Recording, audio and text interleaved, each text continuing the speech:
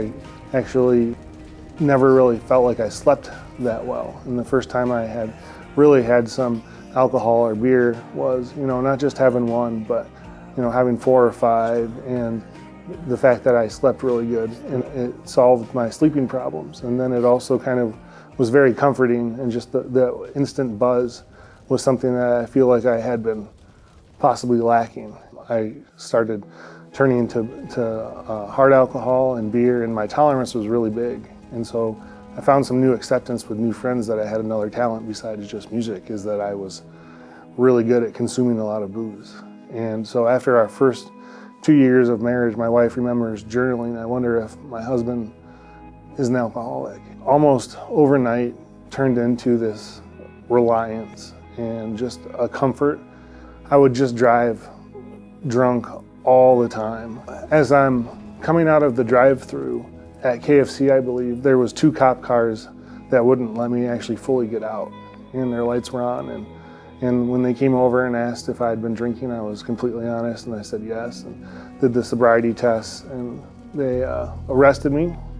I was only 27 at the time, and I think the lady officer kind of had some compassion for me. And instead of keeping me or making me actually go to jail, she said, "We're gonna take you home." She gave me a note, and it said all of the problems, and at the very bottom it said, "Wife called police and said had been drinking heavily, was concerned for his safety and others." And I was flabbergasted. I felt betrayed. I couldn't believe my wife had me arrested, but at the same time, I quickly knew that it was my fault for having done that. And so I really was put down to, do you want to get well or not? And I had to make that choice. Do I want to stay here and die and live in this?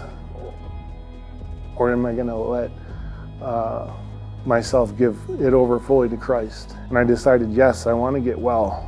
And it's been a daily submission over to the Father, and feeling blessed and grateful for an opportunity to still be celebrating 16 years of marriage next week, that I shouldn't even have had that. My daughter's 10 and my son is almost 5.